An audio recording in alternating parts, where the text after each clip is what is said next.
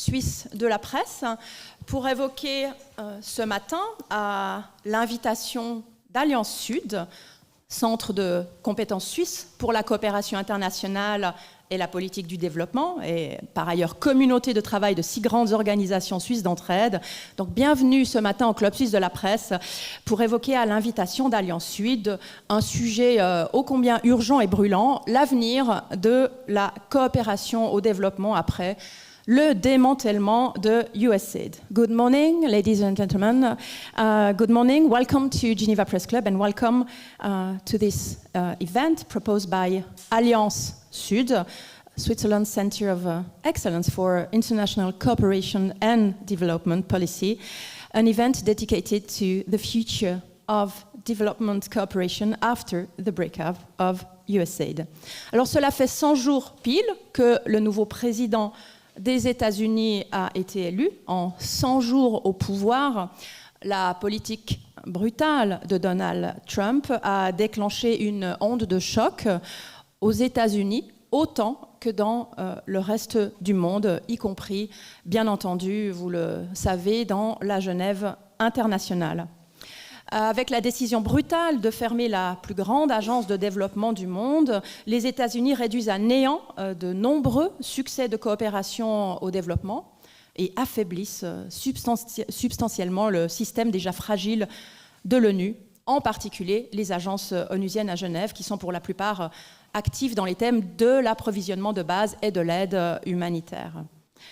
Les organisations partenaires et les projets de la coopération suisse au développement sont également directement touchés. C'est de ce dont il va être question ce matin au Club de la Presse.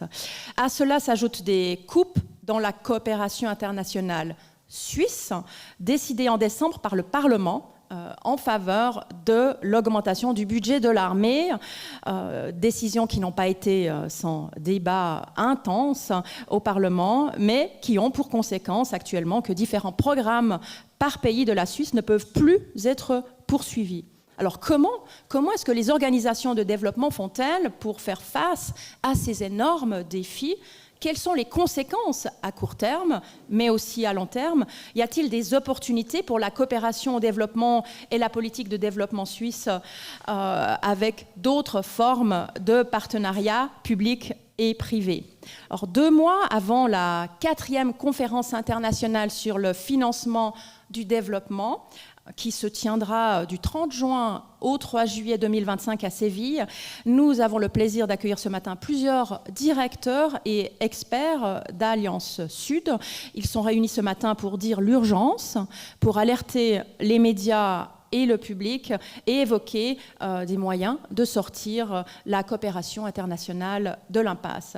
We'll be speaking both French and English, and of course your questions here at the Geneva Press Club, but also your questions online, of course, can be asked both in French, English, or even German, because many of our speakers today are German speakers. Alors, j'ai le plaisir d'accueillir tout de suite Andreas Missbach, le directeur d'Alliance Sud. Andreas, vous pouvez me rejoindre.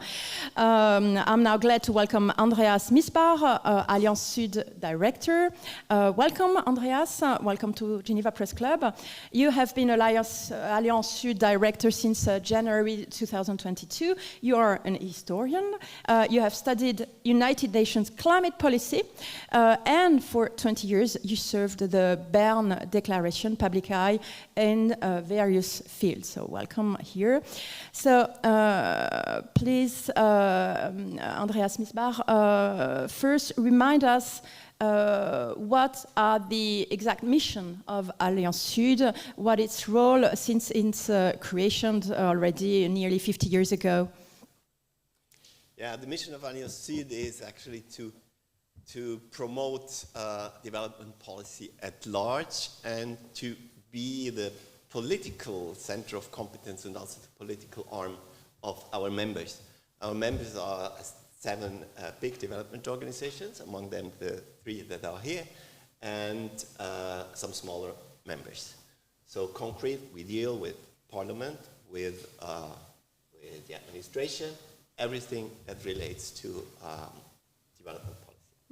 So tell us, what have the United States specifically decided a few weeks ago, and what are the consequences to your organization? Well, actually, we could have it known, because in the presidential transition project 2025, the informal plan of the Trump administration, the dismantling of USAID was already mentioned. But no one actually expected the brutal shutdown that happened. What do we know? In a spreadsheet sent to Congress late March, the Trump administration announced a cut at USAID of 84%, and of the state budget, of the state department budget, where also a lot of humanitarian funding comes from, another 40%.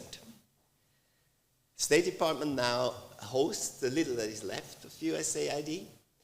This is so far unconstitutional because it's not up to the president to decide on those matters. So therefore, House and Senate will have to decide. They will have to decide on the abolishment of USAID, on the transfer of responsibilities to the State Department, and on the update of all the various projects that are within the State Department. So in the end, the budget cut might be a little bit less than the announced, but certainly it will be in the tens of billions. And as the USA currently are used to contribute a third of total official development assistance of OECD countries, the effects are certainly dramatic. In addition to that, European countries, including Switzerland, are cutting their budgets. It's a combined $20 billion US, and only, well, there is some light, only Italy, Japan, and South Korea, they are actually increasing their budget. So what are the consequences of those cuts for Swiss development NGOs? Actually, a lot is still in flux. Which USAID funding is permanently stopped, which is resumed, and which is newly stopped again, changes daily.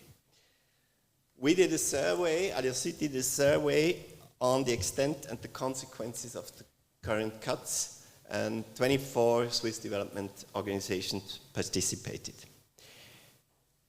I have to say, those are rough estimates as the situation is in flux as it is. It's just an orientation that it's completely impossible to clearly determine exact figures that will hold until the end of the year. USAID still owns 7 organizations, $15 million. This is for services already provided, for projects executed. 5 organizations expect that they will lose $25 million for programs that are already planned, and this is certainly an underestimate.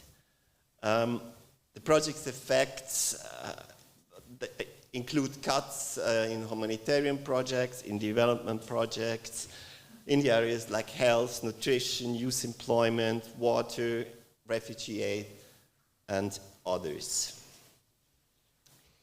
Close to 1,000 staff were made redundant as a result of the USAID cuts. The biggest part, by far the biggest part, in the project countries themselves. And in addition to the US cuts, Swiss NGOs estimate that they are losing 50 million Swiss francs from the European cuts and reductions at UN organizations. Swiss NGOs are particularly affected by those cuts because they're successful, because they are, oh, sorry, I'm moving around too much. Because they are successful and they have a very good reputation, and therefore were able to get developing projects by other countries, funded by other countries. Therefore, they are also heavily affected by the cuts in those countries. Finally, we should not forget the cuts in Swiss ODA. Parliament has decided to reduce the 2022 budget and further cuts until 28. And the core contributions of the Swiss Development Corporation, SDC, to NGOs have been reduced 10.5% in 2025. As a consequence, Swiss NGOs are reducing or closing projects in Latin America and Central America in specific, but also organizations are ending projects or closing entire programs in countries from Afghanistan to Zimbabwe. In total, the Swiss NGOs we surveyed estimate the reduction of almost 100 million Swiss francs. And this means that 3.7 million people can no longer be reached. And let's not forget that behind every number, there are human beings whose life is affected or even threatened. What should be done? The Swiss Federal Council has been far too passive and has not dared to criticize the US, even though International Geneva is so heavily affected. I don't have to tell this here. The Federal Council should speak up loud and clear against the total dismantling of the humanitarian and the aid system. In addition, Swiss policymakers should now reconsider the last year's cut and strengthen the multilateral system and the bilateral cooperation via supplementary credit to the 2025 budget. Thank you very much. Merci Andreas. Thank you Andreas. Please stay with us. Et j'ai le plaisir d'accueillir maintenant Karolina Frischkopf. Merci Karolina de vous joindre à nous. Karolina Frischkopf est la directrice de l'EPER, l'entraide protestante suisse. I'm now pleased to welcome Karolina Frischkopf. Karolina, welcome. Geneva Press Club. You are director of EPER, HIKS, Evangelische Reformierte Kirche Schweiz. You have been its director since March 2024. You worked for 10 years as a diplomat, both in Geneva, Mexico, Bern, Beijing.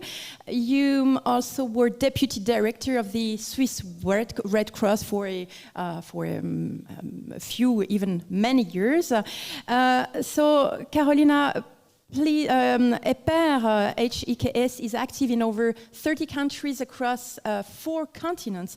Can you please remind us of the missions and activities of your organization briefly? Thank you very much for the invitation. Yes, EPER, Swiss Church Aid, is an organization that aims to alleviate the suffering in the world of people, for people having the possibility to live in dignity. How we do this, we are working on 3 levels. One level is the project level on the basis with the people and the communities in 30 countries and in Switzerland.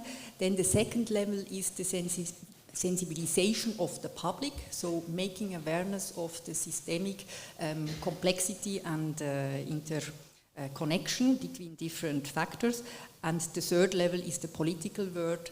We would like to have a systemic change so that life in dignity is everywhere possible, here, but also in the countries of the South. Thank you for the reminder. I'm just checking, is the microphone completely working? Okay, yeah. The US government is completely restructuring the US Agency for International Development, USAID. So what does it mean for, from your point of view, and how your projects in which EPER is involved are affected? We are affected in 3 countries. We have projects with the humanitarian aid of USAID in Ethiopia, in the Democratic Republic of Congo, and in Ukraine. Everywhere in very remote places of these countries. This is what it makes very heavy for us. And we are trying now to compensate in order to be able to finish phases of this project. So in Ethiopia, we could finish the phases with money that we could compensate ourselves.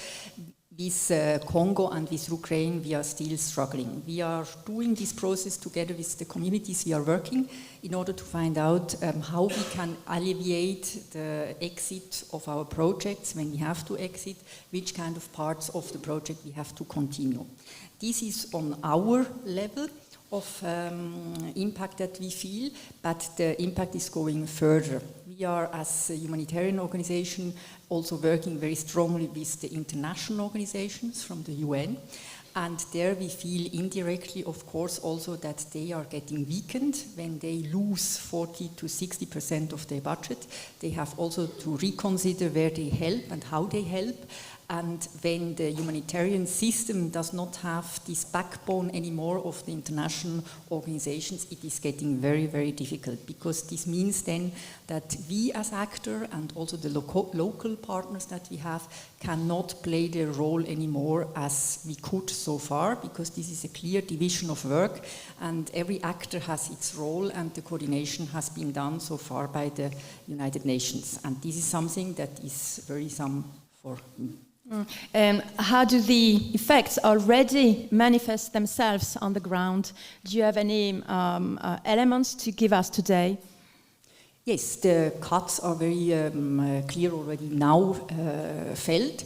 We have all heard in Gaza that the food is away. It's not only because of money that is cut, but it is a clear decision now where the help can be still provided and where not.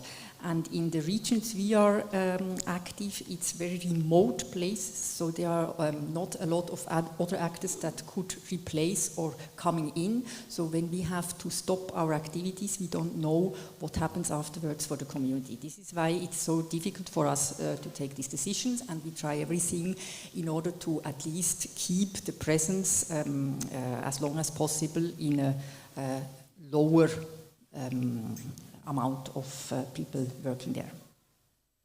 How did it feel for you when you heard that Trump wanted to freeze development funds? Were you prepared? Because as Andreas said before, the president, the United States president, had already announced his kind of project about USAID. We have been expecting that there will be a reprioritization of values of which kind of project that should be financed, maybe also geographically, but we have not expected that it would be a dismantling of the total organization. This we have not seen. This is one thing, and the other that is also very worrisome for us, it's not only the money that is missing, it's also principles that were very important so far are getting at the outskirts. So we have this diversity, equity, inclusion topics that are crucial for the principle of leave no one behind. If these principles are not used anymore or not usable anymore for partners of USAID or the US, it becomes very difficult, because it means that we will lose people at the edge of the society because we cannot include them anymore. And this is something that is very worrisome. The other topic we are close working is climate justice. Also there we see that the cuts go into the research on the consequences of climate change. Climate change is first affecting the poorest in the south. When we don't know these consequences anymore, we cannot work against these consequences, it becomes very worrisome too. Thank you, Karolina Frischkopf. You stay with us for the rest of the discussion. J'ai le plaisir maintenant d'appeler Barbara Hintermann. Barbara Hintermann est la directrice de Terre des Hommes.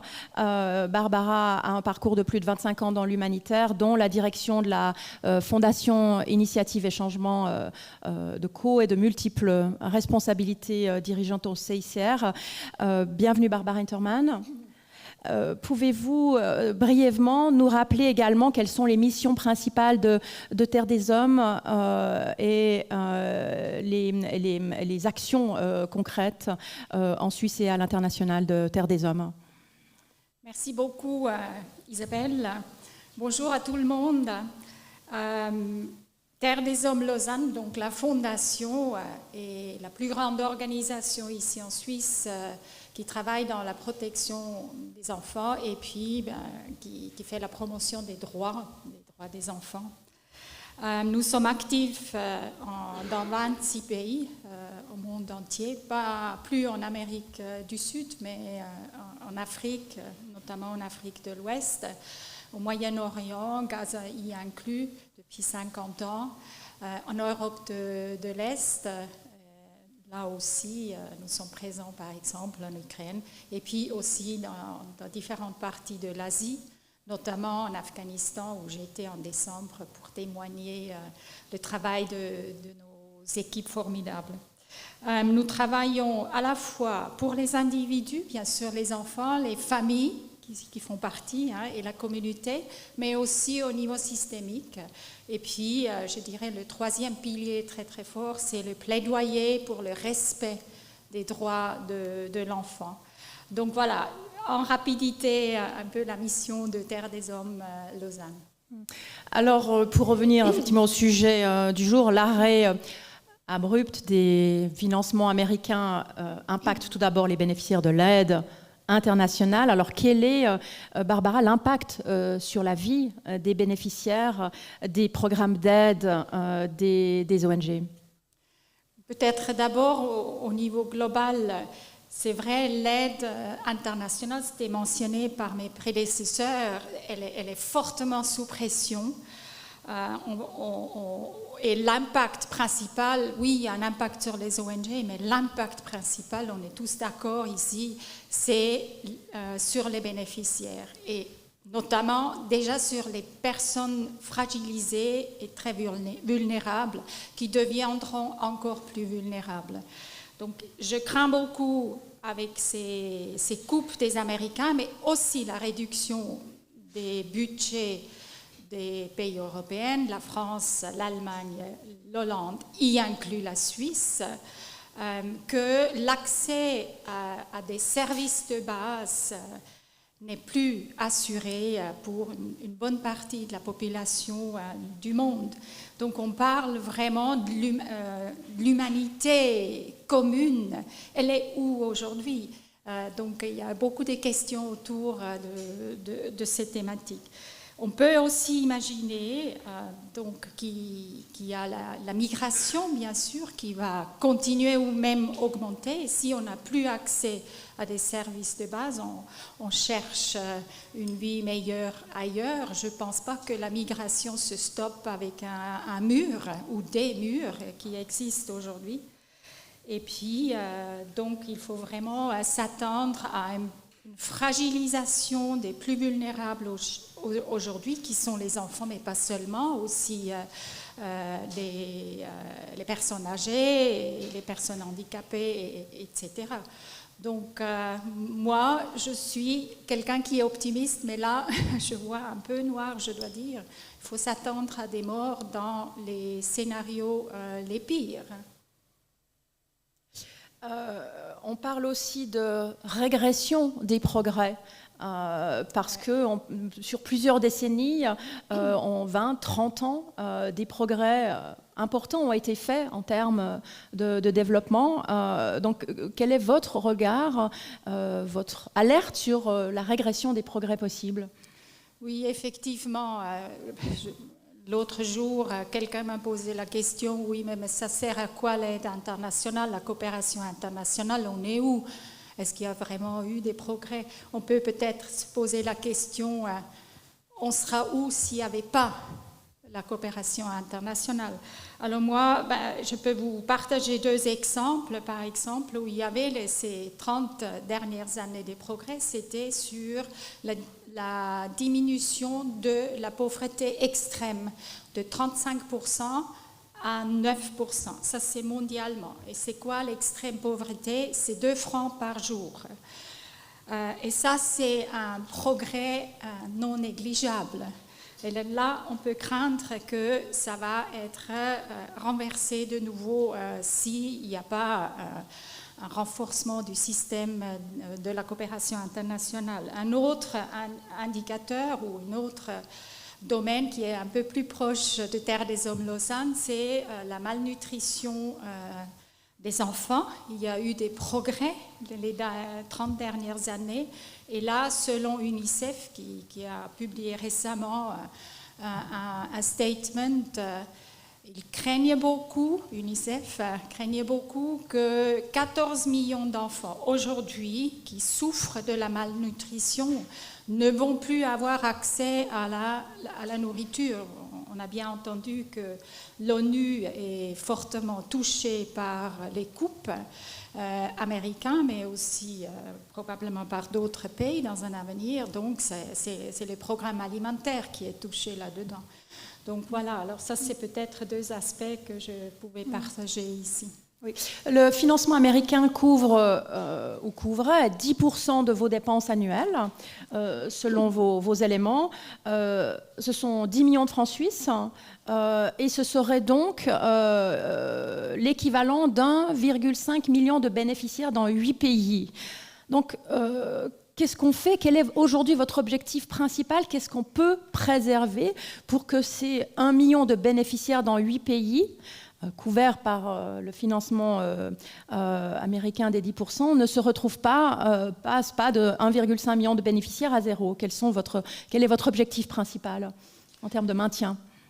C'est vrai, c'était une période très difficile pour nous tous dans les secteurs ces 4 derniers mois. Oui, c'est 10 millions sur notre budget, donc on a un budget actuellement à 100 millions.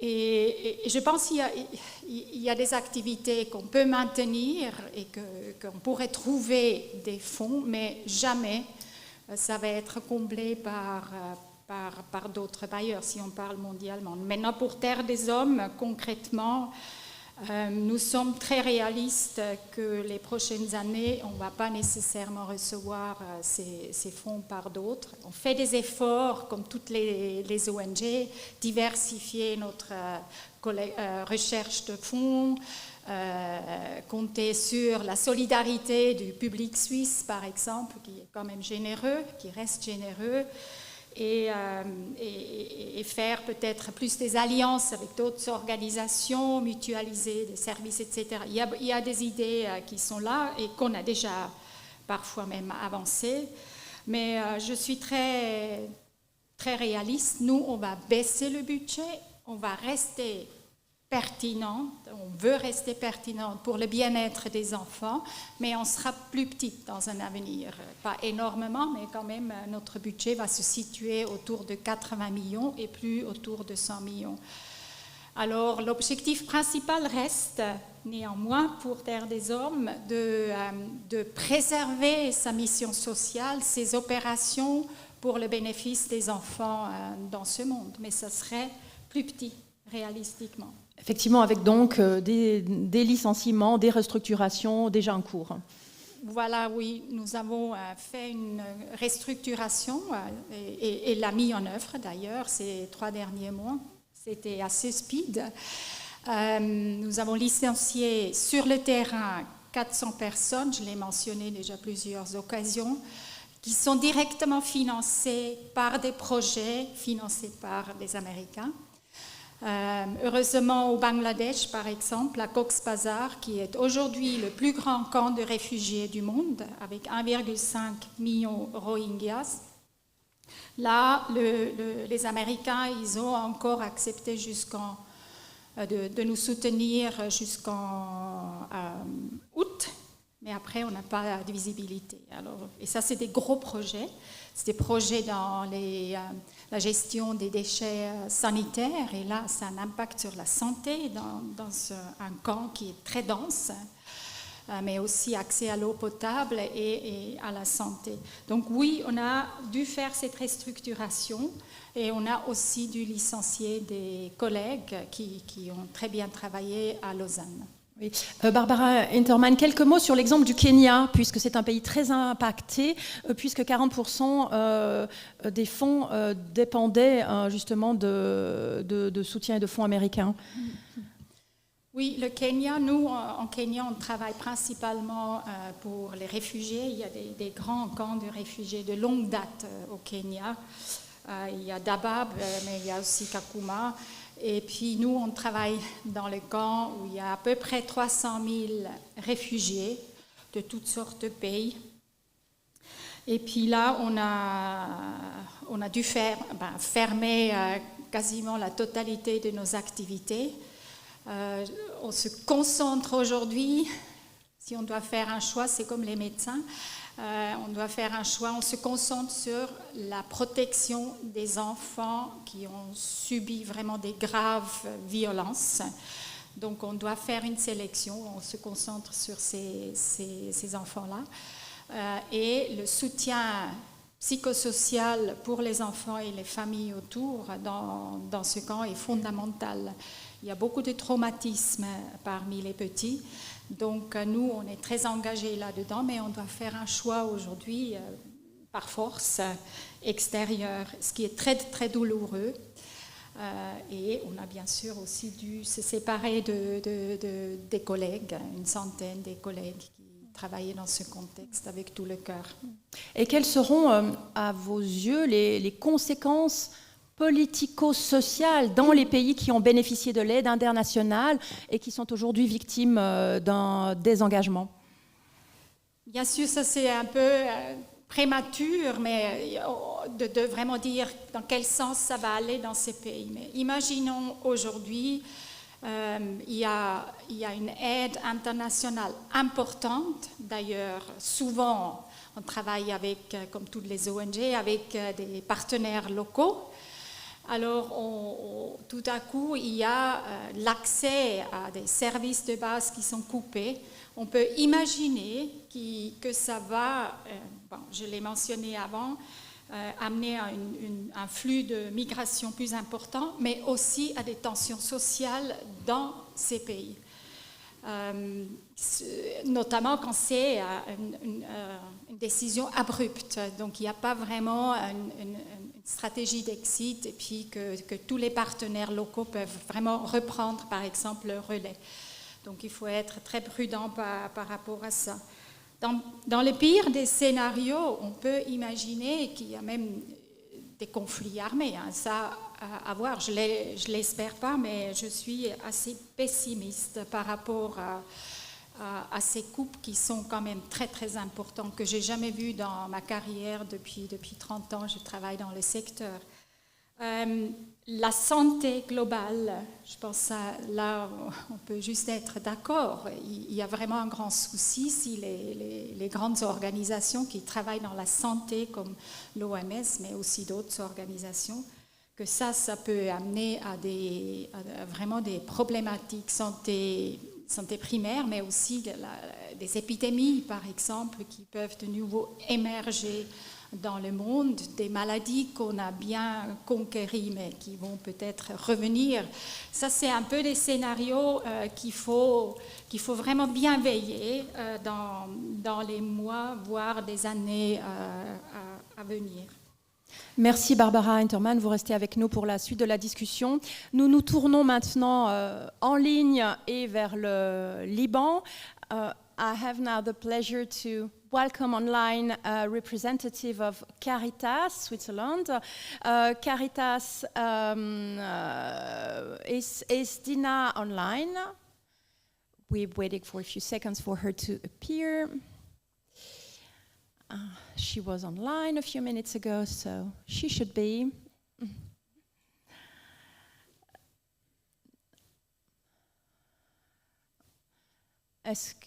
Voilà.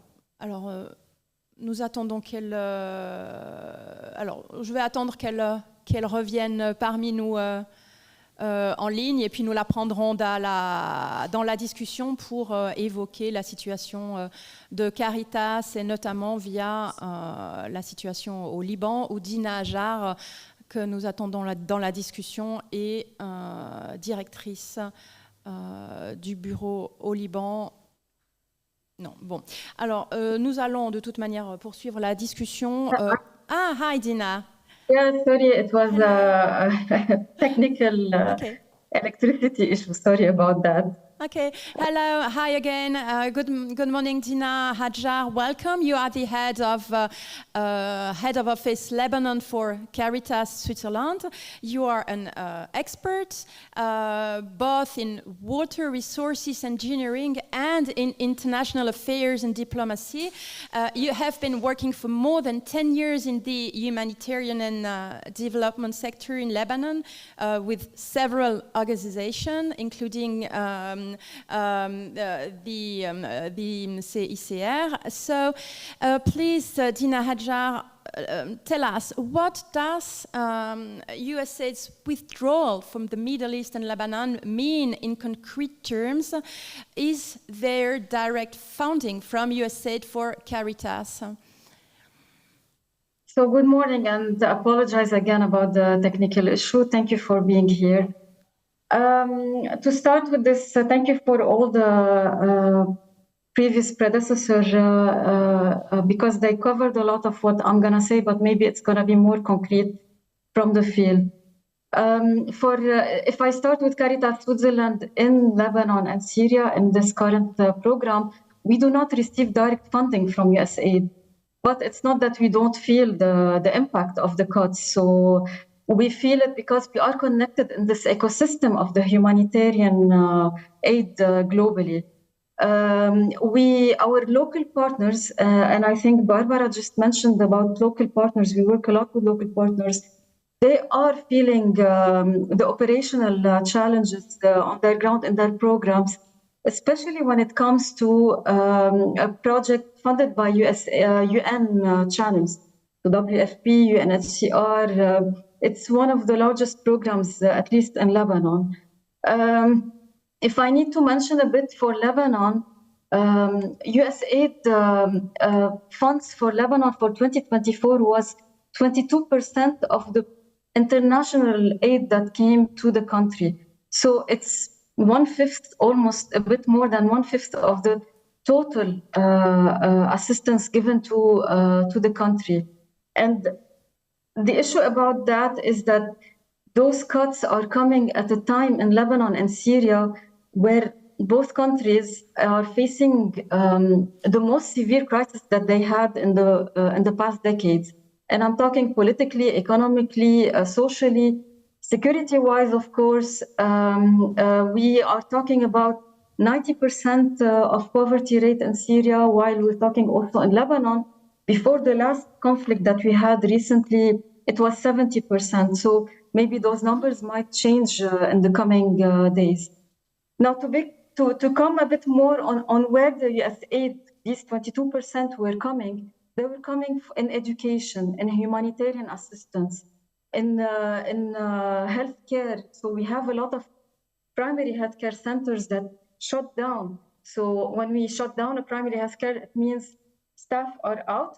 That's one. But what is more essential, and I think my predecessor really focused a lot on that, is that people who lack already access to those services, but I'm not only talking about healthcare, I'm talking in general about everything, that they will not be having access to those.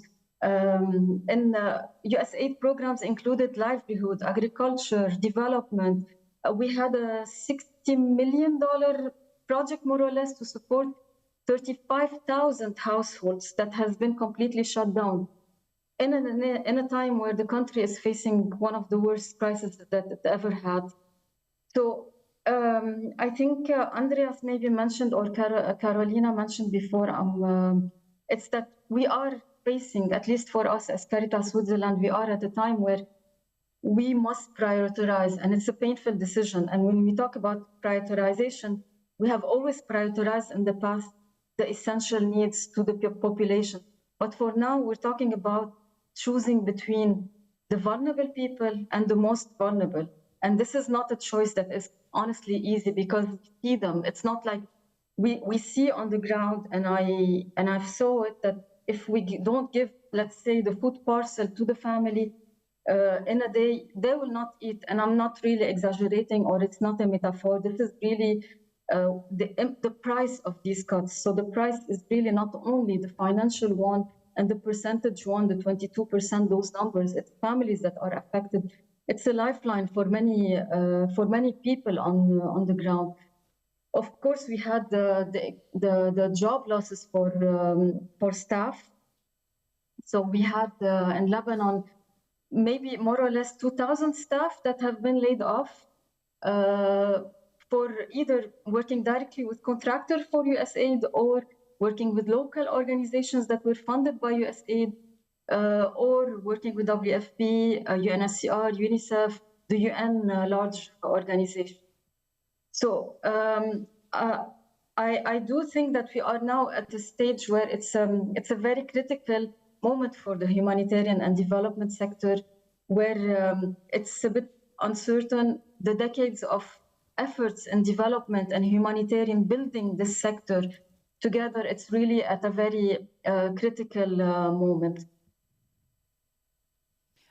Thank you. And Dina, how would you, last question before we start a few minutes of general discussion, how would you describe the overall impact on population and institutions? Yeah, so in the support of USAID and Lebanon, we had the support in healthcare. So already the shutting down of the primary healthcare center, this is already affecting the health of population.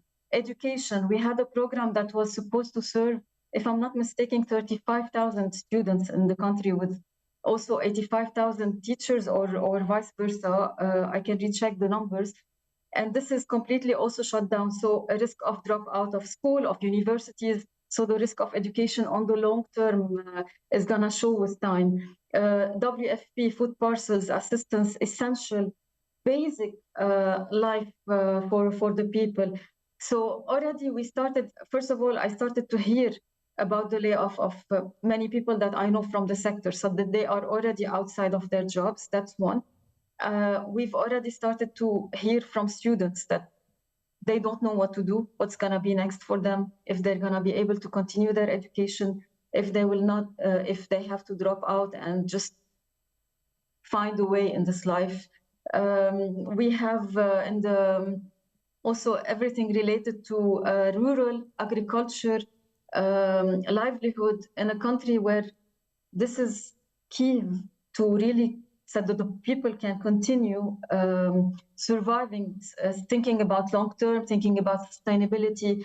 This is also a big question mark on what's going to happen to all those farmers.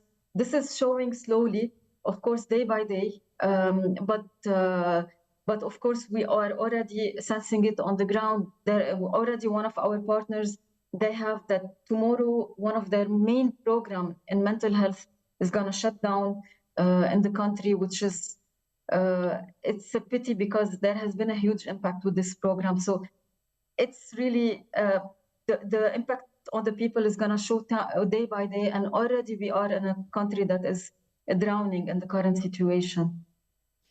Thank you. Thank you, Dina. Thank you, Dina. You stay with us for a few minutes general discussion about now future hopes, solutions, strategies. Nous allons prendre quelques minutes pour se tourner vers l'avenir, pour les éventuelles solutions, les stratégies développées d'ores et déjà par les uns et les autres. Andreas Missbach, en tant que directeur d'Alliance Sud, dans 2 mois se tient, comme nous l'avons évoqué en début de conférence, la 4e conférence internationale sur le financement du développement, donc qui se tient du 30 juin au 3 juillet en Espagne, à Séville. Est-ce que ce dont nous parlons aujourd'hui, le retrait de USAID, sera au cœur des discussions? English or French? Yes and no, because in the UN Financing for Development process, and Seville is the first conference that took place since the turn of the century, and the financing for development in the UN is defined much more broader than just ODA. It includes international financial architecture, debt, taxation, illicit financial flows, and those issues become even more important with the cuts in ODA. If I may, just to give 2 figures, in 48 countries, interest payments today exceed the expense on health or education. And in those countries live 3.3 billion people. So they pay more in interest than they receive in ODA. Same with taxation. If every year African countries lose some $90 billion, according to UNCTAD, in capital flight, in illicit financial flows, the biggest part of it comes from the commodity sector, or profits that are shifted out of Africa into places like Switzerland. And again, this is the double of the ODA. So with the situation we are now, we cannot afford to let this go on, and the Financing for Development Conference is a place where those issues are discussed. And if we turn, as you will when you'll be in Spain in 2 months, turn to future, what are now the other options? If the money is not coming from the United States, where should it come from? What are the strategies that Alliance Sud and or its members are already developing? Andreas, and then, of course, Barbara and Karolina. Yeah, as I just said, I think one of the big part of the solution has to be the mobilizing of domestic resources. So what is actually already in the countries or should be in the countries, like profits that should be taxed in the countries. And developing countries have a very low level of taxation compared to other countries. It's less than half of the developed countries. So taxation is an essential part of actually raising money in the countries.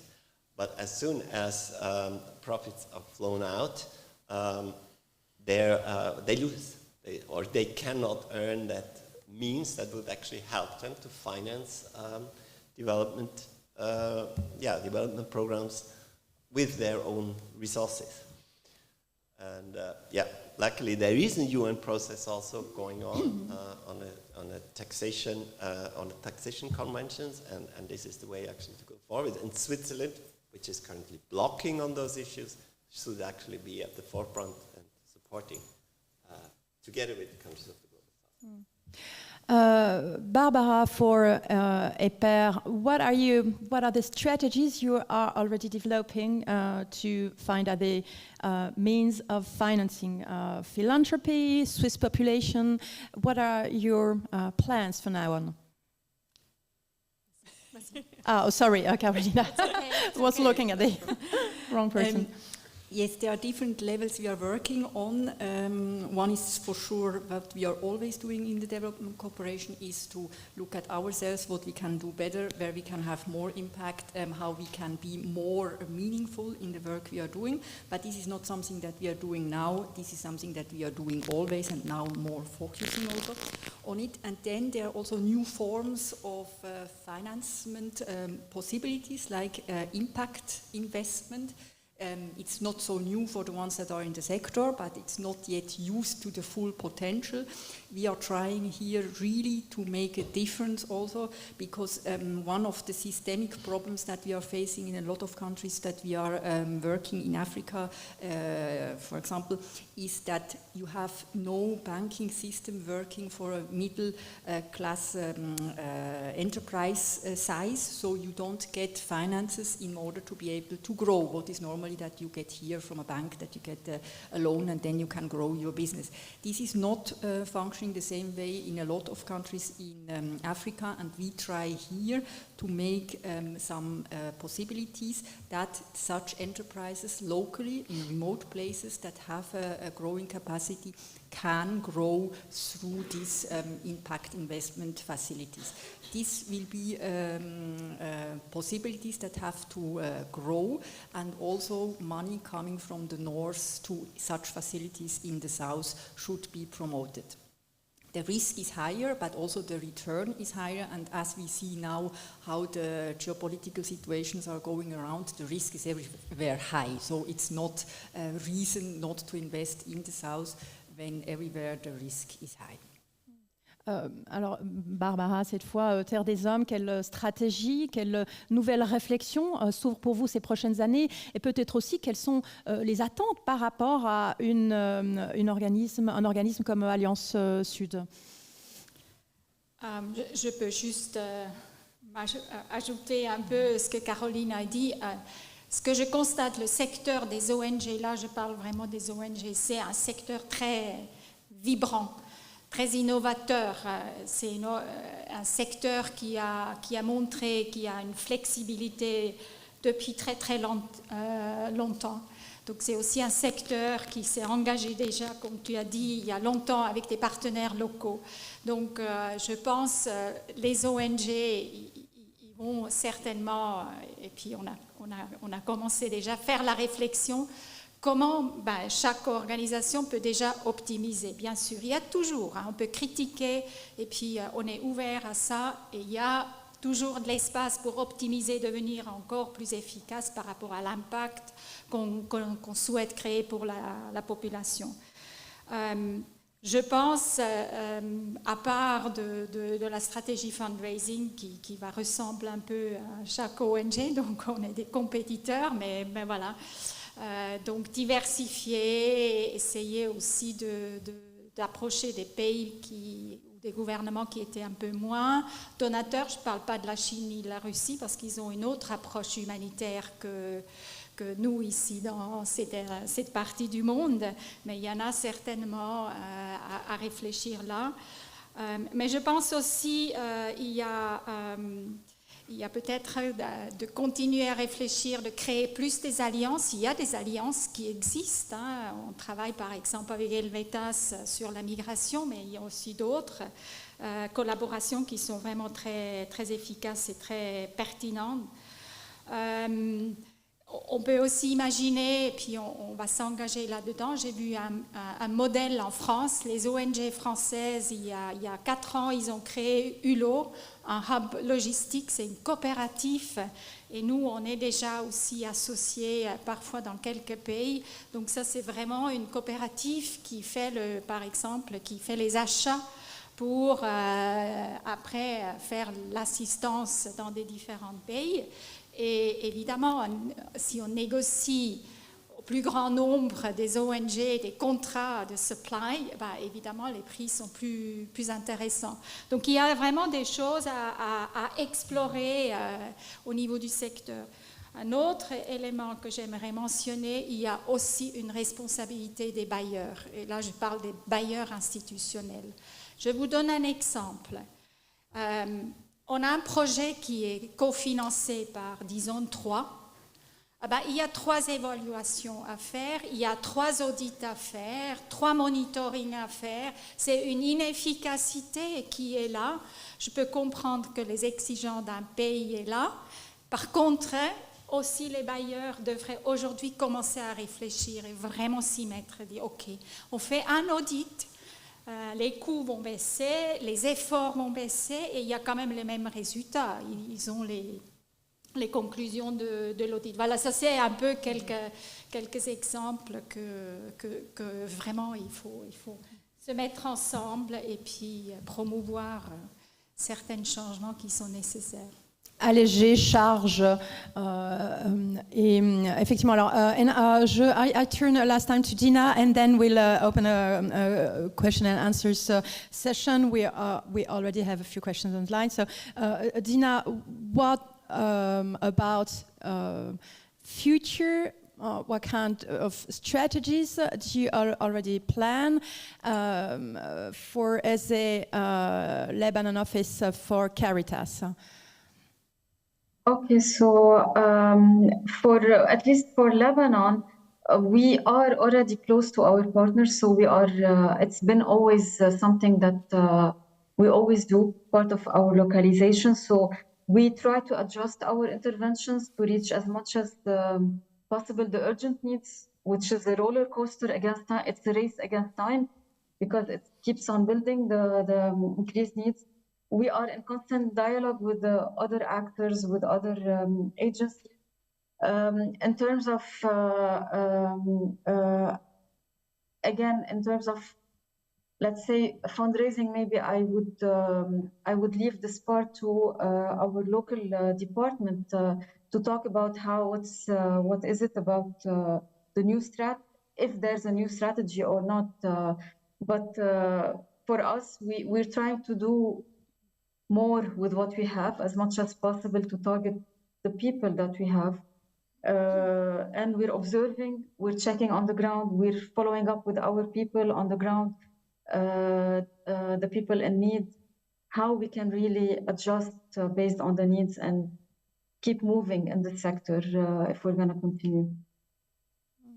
Thank you. On va ouvrir une session de questions-réponses. Karolina Frischkopf, de nouveau, effectivement, ayant encore un quart d'heure, merci pour votre disponibilité à nous consacrer. Je vais prendre un micro et puis le faire circuler dans la salle. Peut-être nous allons prendre d'abord s'il y a des questions de médias en priorité, et puis ensuite je prendrai ce qui est en ligne et dans la salle. J'arrive avec le micro.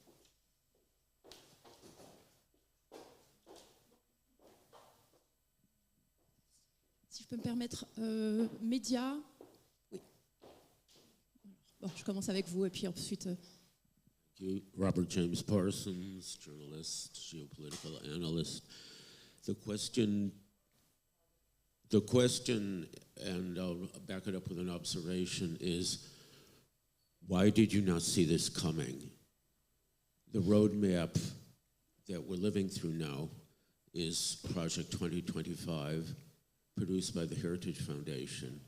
It was in gestation for years, and it came out over a year ago. It received major bipartisan support.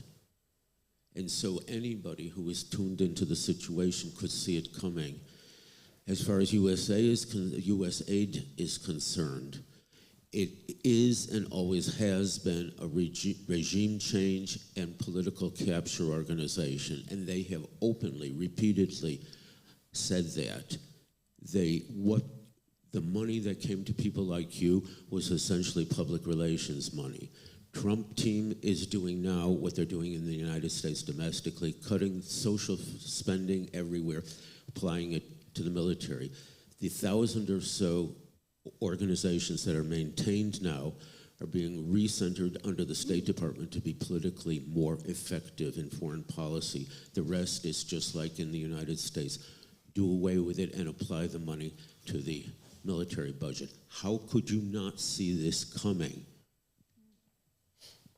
Would like to answer. Okay, Barbara. Après, continuer. En français, ça va ou je dis non? I switch. OK. Ben oui, c'est ça. On a beaucoup discuté cette question aussi à l'interne. Vous pouvez imaginer, les Américains étaient un donateur fiable, prévisible pendant 60 ans. Ah oui, quand même. En tout cas, ça c'est notre perception. Et puis bien sûr, quand il y a un changement de gouvernement, comme aussi en Europe, eh ben, on attend que les politiques de l'aide internationale, la coopération internationale va être revue, et puis on attendait bien sûr une réduction. Nous, on a planifié une réduction des Américains. Mais ce qui est arrivé, franchement, 30 ans dans le secteur, je ne m'attendais pas à ça et on n'a pas anticipé ça. Et je pense personne, en tout cas, vous êtes la première personne que j'entends dans ce sens. Donc c'est vraiment quelque chose qui est abrupt. D'un jour à l'autre, on reçoit une information qu'il faut arrêter. Donc ça, j'ai jamais vu ça avant. Donc ça, c'est pour moi ce qui n'était pas prévisible. Donc voilà, alors je peux juste répondre comme ça. Oui, Karolina. Just to add also, I mean, the US is a country with rule of law, and we have all had contracts that were signed for this year. So a political change is a political change, but that contract is not valid anymore. This we have learned. But I would say it is that you are expecting from your partner that has signed the contract that he is also respecting the duties and obligations of the contract as you would also. This is a part of rule of law game that we are used to, and I hope we can also count in future on. Je prends une question en ligne, on alterne un peu en ligne et sur place. Une question de Caroline Frischkopf de la Fondation Hirondelle. La question, je la lis. Les coupes publiques sont globales, mais décidées par chaque pays individuellement. Comment s'organisent les ONG suisses pour être entendues à Washington, Paris, Londres, Berlin, Bruxelles? Ou faudra-t-il être entendu dans le futur? Donc une question de Caroline Frischkopf, Fondation Hirondelle. Qui souhaite répondre, Andreas? Yes, there are of course close links between NGOs. But there is, especially at the OECD, where the Development Assistance Committee, which is the body of the OECD that does the statistics, that gives advice on how development aid should be done, and in that framework there is a huge coordination of civil society organizations, also with other networks. But I have to say that we are all struggling with our governments, with our parliaments, and that's probably one of the reasons why we didn't, as Alliance Sud, as the office in Bern, did not realize the importance of USAID, because we were so focused on trying to prevent further cuts in our parliament. And maybe there could be done more, but I don't know how you, as the operational organizations, try to make your voice heard in Brussels. Yes, we are also in a global cooperation in ACT Alliance, and there we are very active also in the lobbying work at the EU level. But as you have told, the tendency is in all countries in Europe in going in one direction, and it's not a direction that will help the poorest in the world so far. So we try to make this political work, this lobbying work, but it's also a work of sensibilization of the public opinion, to make understanding what is development cooperation, why it's necessary, and what was the impact so far. It has helped, as Barbara told before, but maybe we were not good enough to explaining during the last years how it has helped, how we might made progresses, and that we have to continue in order to come to a stage where everywhere people are living better. Barbara, aussi une réaction à cette question? Non, je pense que tout était déjà dit. Alors je me tourne vers la salle. Je commence ici. Bonjour, Sylvain Sperry, correspondant suisse roman pour les quotidiens suisse alamite de CH Media. Alors j'aurais deux questions. D'une part, j'aimerais savoir un peu plus sur le licenciement. Vous avez évoqué le chiffre de 1000 personnes qui ont perdu du coup leur poste de travail en Suisse ou dans le reste du monde. Est-ce que pour le moment, ce processus de réduction du personnel, elle est terminée, ou est-ce qu'il y a des projections dans le futur? De quelle manière les ONG pourraient encore réduire le nombre de leur personnel? Et d'autre part, la deuxième question, je le pose tout de suite, ce serait de savoir concernant la solidarité de la population suisse, est-ce que vous avez noté de l'augmentation de la part de dons, de donateurs privés qui ont fait en réaction anti-Trump? Merci beaucoup. Je réponds. Alors, je prends volontiers comme première. Alors, pour l'instant, nous, chez Terre des Hommes, je parle maintenant de mon organisation, nous avons fait les licenciements qui étaient nécessaires avec une perspective 2026. Mais je dois dire honnêtement, tout dépend encore des décisions finales qui vont se faire, parce qu'aujourd'hui, au niveau des gouvernements, on connaît la Suisse, on connaît quelques d'autres gouvernements, mais par rapport, par exemple, aux Américains, c'est très flou. On n'a pas une indication. Déjà, la politique, la nouvelle politique de l'aide internationale, elle n'est pas connue. Elle n'est peut-être pas encore faite. Deuxièmement, il y a aucune visibilité. OK, on va aller dans ce sens ou dans ce sens-là. On sait quelques valeurs ne sont pas acceptables pour les Américains. Pour nous, pour notre organisation, on ne va faire aucun compromis par rapport à nos valeurs. Nos valeurs de diversité et inclusion vont rester, nos valeurs ou nos activités autour de changement climatique et climate justice, ça va rester une activité importante. Donc, alors c'est pour ça qu'on dit on baisse, mais on continue d'être pertinent dans ce domaine. Maintenant, il faut voir qu'est-ce qui va se passer les prochains mois, aussi par rapport au gouvernement allemand qui a un bailleur important. Donc avec 50% de réduction, ça c'est énorme aussi, donc il faut voir. Donc voilà, par rapport au licenciement, je pense qu'on est OK. Et la générosité de la population suisse, est-ce qu'il y a eu un effet? C'était intéressant de voir la population suisse globalement, chez nous c'est plus ou moins la même chose, hein, donc ça c'est maintien. Il y a eu des individus, des grands donateurs, comme on les appelle, major donors, qui ont très très bien réagi, notamment j'étais assez présente dans la presse depuis le début, donc il y a eu quelques dons importants qui sont venus, mais ça comble pas le trou, c'est clair. Donc voilà, mais cette solidarité de la population suisse, c'est quand même une tradition et je compte beaucoup sur ça pour les ONG. Ouais. Sur ces deux mêmes questions, Andreas Missbach.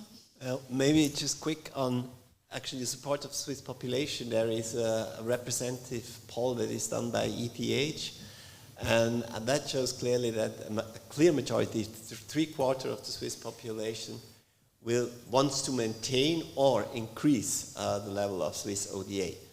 And if the persons have the information about the level of the current Swiss ODA, actually a majority is clearly in favor of increasing. So I would say in the population we have a bigger support than in Parliament.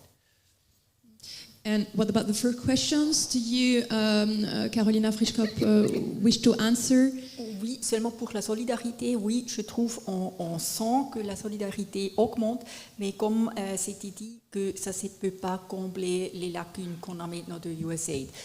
Seulement pour l'EPER, on part de 7,5 millions US dollars et ce sont des montants très grands pour une population suisse et pour aussi des fondations suisses. Mais la solidarité, on sent aussi moralement envers nous comme institution qui est lésée par ces décisions américaines. J'avais Madame devant. Merci beaucoup. Ariane Valfogel de la Fondation Pro Victimis. J'aurais juste une petite question. D'abord, à quelques nuances près, je suis à 100% d'accord avec tout ce que vous avez dit et je sympathise avec ce que vous traversez.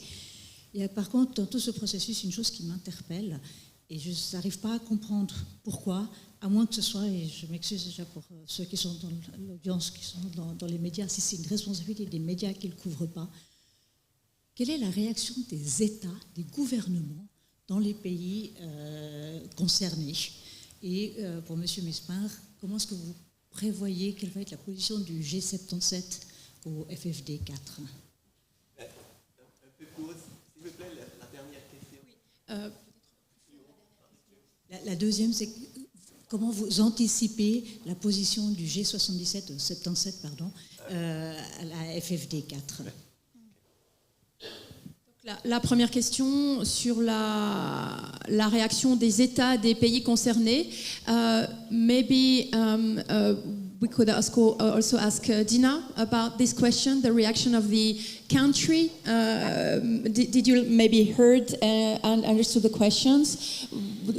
Would you wish to answer to this question? Yeah, I can answer briefly. The thing about Lebanon is that we spent 2 years and a half without a president and we were with a government caretaker. We have a new government, which is already busy with a lot of things. So I think for now, those cuts, I think they didn't yet realize it for the time being. We didn't hear clearly from them. But one of the major programs of USAID in Lebanon was institutional support for the government, which I think by time it's going to show in the ministries in Lebanon. So I know that there are programs with the Ministry of Education, with the Ministry of Public Health, with the Ministry of Water and Energy, I think they are already busy with other things for the time being. I think this came on top of their pile of things that have been drowning the government in Lebanon. So by the time they realize this, I'm not sure where we will be by then. So and there's no clear statement yet from our current governmental system, because we still have war, we still have other things that they are prioritizing right now, which is sad because we're prioritizing safety in terms of surviving from the bombs compared to safety surviving from famine and food insecurity. So there's a lot, it's in the pipeline, but by the time we reach it, it's going to be clearer for them, I think. Thank you. Qui parmi les trois panélistes ici souhaite répondre à la question de Madame, et puis évidemment Andreas Missbach sur la réaction du G77. Barbara Hintermann, peut-être sur la question des pays concernés.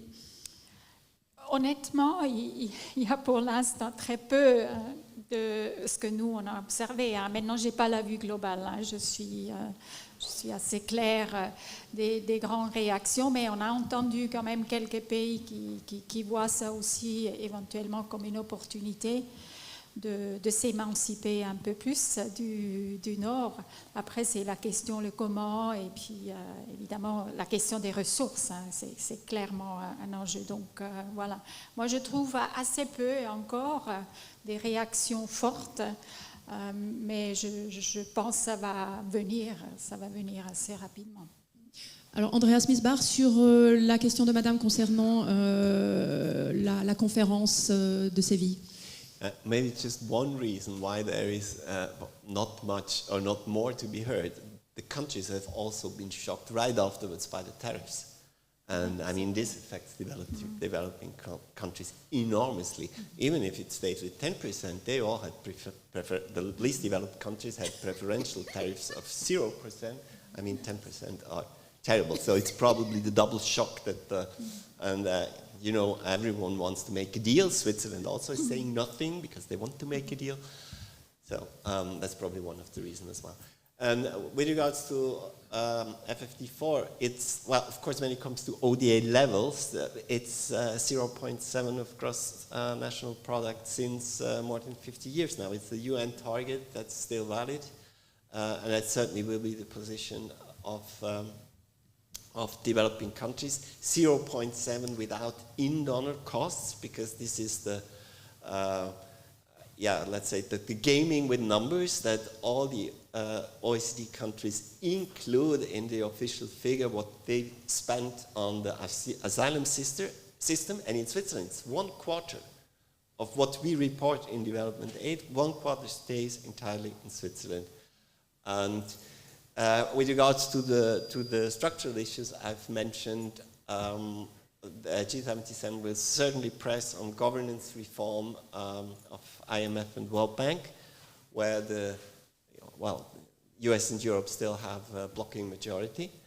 That will certainly be a big issue, also a big problematic, because China is in a different role than the other developing countries. Will probably be a split between African group and maybe Latin American group and G77 plus China. And then, of course, the tax issues, which was initially initiated by the African group. So it only came about to be negotiated in the UN because of the African group. And I expect that this will also be a point where G77 will make a lot of pressure. Une autre question ici dans la salle, monsieur. Thank you very much. I'm Peter Koenig, an economist. I've worked 30 years for the World Bank, 30 years plus, and have come across USAID quite a bit. First, I would like to support the point that my colleague James from the media has made. This was to come sooner or later, and it was known. I mean, I've come across USAID was really not a developing agency. It's an extended arm, and maybe you know that too, an extended arm of the CIA. They have, for example, and I just give one example, they have funded with $5 billion the preparation of the coup of 2014. the Maidan coup in Ukraine, which has started actually the war that we are witnessing today. So this is the negative side of it. Now, instead of, I think, trying to figure out how to lobby the Congress in the US to reverse that, I think we should analyze really why Trump made this decision. And I think there are plenty of reasons, and one of them is exactly what James said and what we know. It's the extended arm of the CIA. Now, what we could do, I think, and what we should do, and I think it was mentioned before, the Swiss development assistance is actually below 0.7% of GDP, and it's going down. It's even going down while the military budget is going to be increased. It's soon going to be 1%.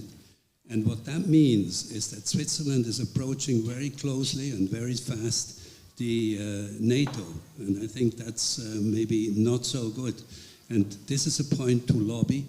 Development assistance for a neutral Switzerland would be much better money spent than on the military budget.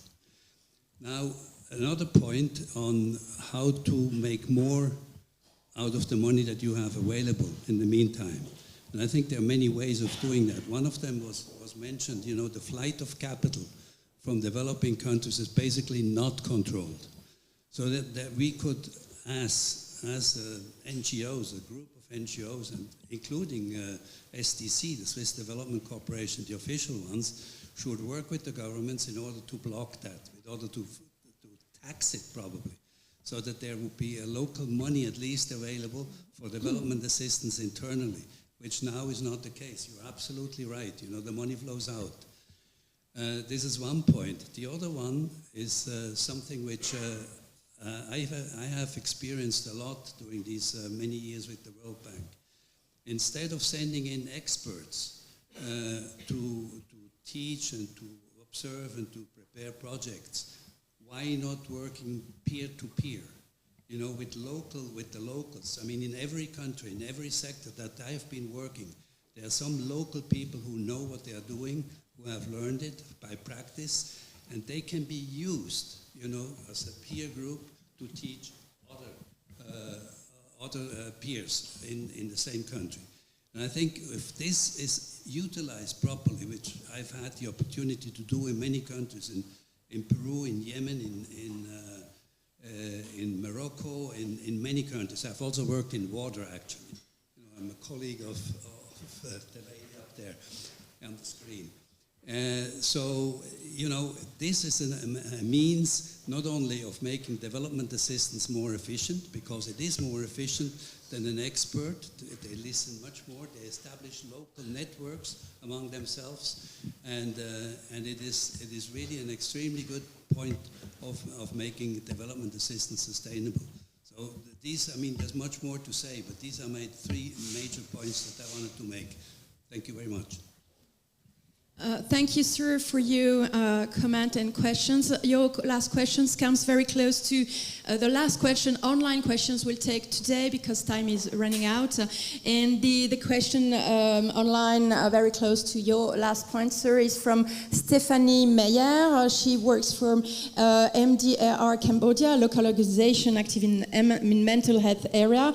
And her question is, do the organization participating in this press conference have offers for their local partners in terms of training, that is business management, fundraising, in order to find new donors or create new business models? So, and maybe Andreas and Barbara, please, your answer to that and your key message as a conclusion for today. Barbara first. Okay, so to the last question. Yeah. From somebody online. We have, I talk about my organization, we have defined a policy on localization and partnership, which is available. You find it on the internet. And as said before, we have worked, this is maybe also to you, sir, we have worked for many, many years with local partners.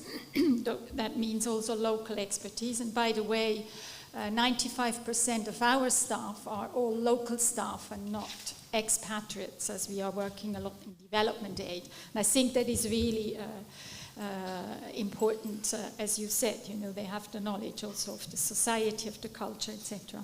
So with the local partners, we will now, and I take maybe an example, we are working in Greece, and in Greece we envisage to phase out, but not only to phase out, also to transition, and that our local staff in Greece will take on the organization, so we go into a franchising system. And what does that mean? That means exactly what you propose. Now our role will change. We will become an enabler rather than an implementer. We will, provide what we call organizational development, which goes in the sense that of your question, how to be good in fundraising themselves, as they have to ensure their business model in the future. And I agree we should probably have started that before, but we go as we can, and now we do strengthening that these local organizations. Now I talk about TDH, Terre des Hommes in Greece, but it could also be a local partner in another context that is working with us, that we go into that direction. Merci. Andreas Missbach. Yeah, sure. Dina, would you have an answer or any comment about that particular topic about how to work with local organization, people, structures, where you are? Yes. Yeah, for us, this has been always our strategy in Lebanon and Syria. We don't implement directly, it's always through partners. So we work with our partners day to day.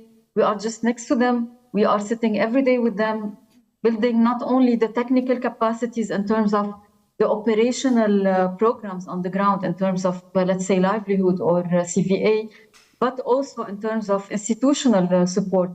So we try also to, we work on the concept note together. We work on the grants together. We work on step by step together. And we try, whenever we have an opportunity that we see that comes in our hand, that is that fits them, and they could apply by themselves without having us, we just share it with them, and we're there in case they need us to support them in the writing, support them in any way. So this has been always our approach in Lebanon and Syria. It's not something new to us.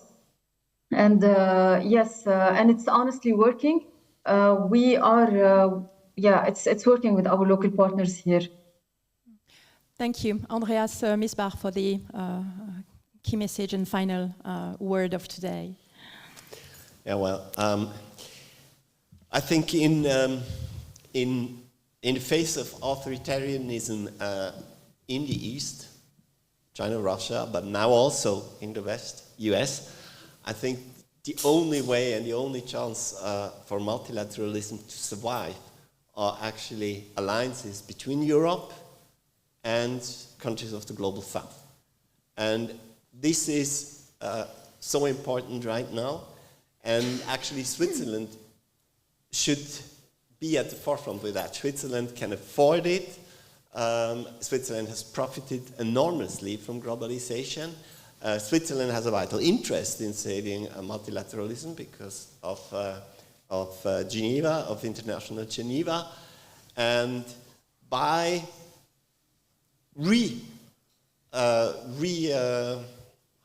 by re-increasing the Swiss ODA budget, by being very supportive in the financing for development process, Switzerland could actually be and act as a savior of multilateralism. Merci. Alors, nos intervenants, sauf Karolina Frischkopf qui a dû s'absenter pour d'autres rendez-vous, sont à votre disposition pour toute autre question. Maintenant, autour d'un café. Merci beaucoup à Alliance Sud pour l'organisation de cette conférence de presse et de cet appel de ce matin. Merci aux représentants de Caritas, de Terre des Hommes, de l'EPER, de nous avoir rejoints ce matin. D'autres d'autres représentants d'ailleurs de Caritas sont aussi présents dans la salle. Il me semble que j'ai vu Fabrice Boulet avant. Voilà, donc le monsieur qui vient de lever la main pour d'autres questions ou directement discuter autour d'un café pour Caritas. Madame, monsieur, je vous remercie de votre attention ce matin ici au Club de la Presse et en ligne. Bonne suite de journée à vous.